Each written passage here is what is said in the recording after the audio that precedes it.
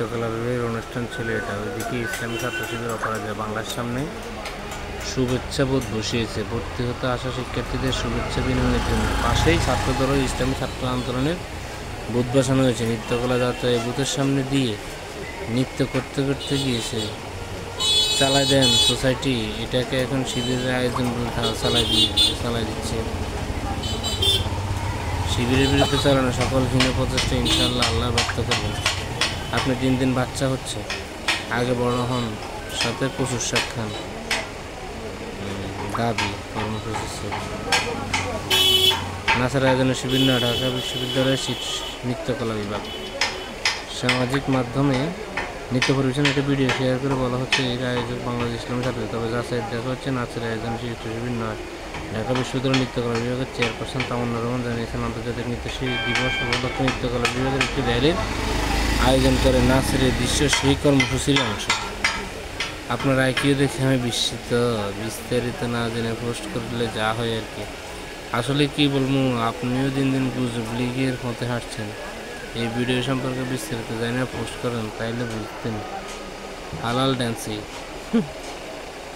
ঢাকা বিশ্ববিদ্যালয় 2024-25 সায়েন্স বা বি ইউনিটের সাক্ষাৎকার দিতে আসা শিক্ষার্থীদের সহায়তার জন্য ইনফরমেশন বুথ হেল্প ডেস্কের করা হয়েছে। বাংলাদেশ ইসলামী ছাত্র শিবির ঢাকা বিশ্ববিদ্যালয় হেল্প ডেস্কের পাশাপাশি ঢাবির রিং কলম ফানিয়ে হালকা নাচে বসে যাচ্ছে।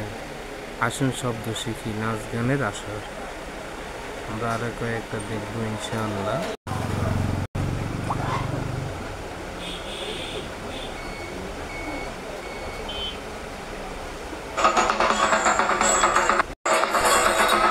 মিস্টার আবু বক্কর আরো কত দেখবি আমাদের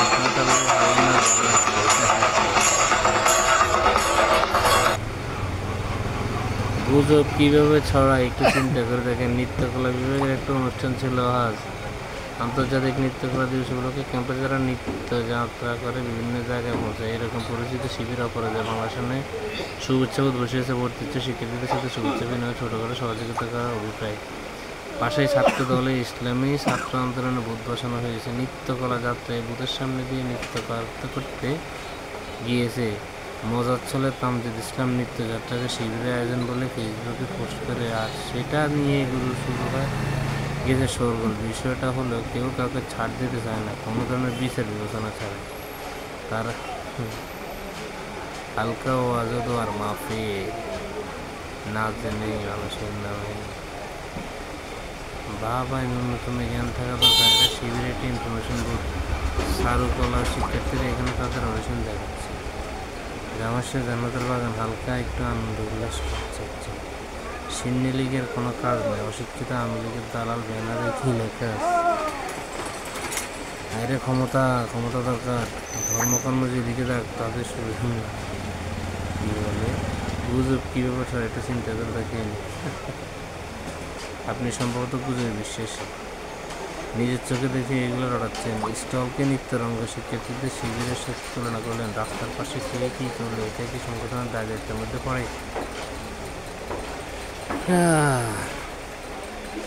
This is a personal man. This is fatty liver নিয়ন্ত্রণ করার এখনই truly wrong man in my.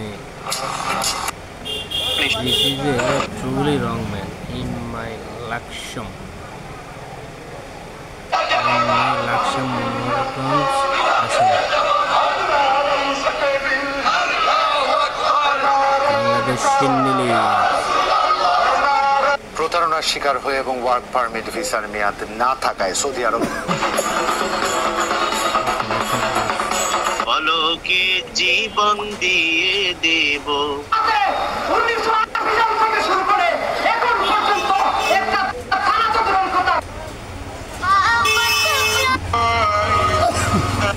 তাদের কাছে ক্যাডার আছে, অনেক কিছু হতে পারে, কিন্তু মানুষের সামনে এবং মানুষের যে স্রষ্টা আল্লাহর সামনে তারা কিছু না। জামাত ইসলাম যদি মনে করে ইসলামের তারা ইসলামের শক্তি না। বাংলাদেশে ইসলামের শক্তি, রিয়েল শক্তি, যাদের মাজারগুলো তারা ভেঙে ফেলতেছে তারা হলো রিয়েল ইসলামিক শক্তি, যারা আহলে সুন্নাতুল জামাত। জামাতে ইসলামের লোকজন কালকে আমি দেখলাম, বললাম ওই মৌলানা সাহেবরা বলতেছে কি শাহজালালের মাজার ভেঙে ফেলবো। আমি চ্যালেঞ্জ করলাম, বাপের বেটা সিলেট পর্যন্ত যাও, দেখি সুরমা নদী পর্যন্ত শাহজালালের মাজার ভাঙতে পারো কিনা। যারা মনে করতেছে যে এটা বাংলাদেশ, না, জামাতে ইসলাম কোন ইসলাম না, ইসলাম হলো এদেশে আসছে। প্রতিষ্ঠা লগ্ন থেকে ইসলামী ব্যাংক দিল্লিতে যেখানে নরেন্দ্র মোদী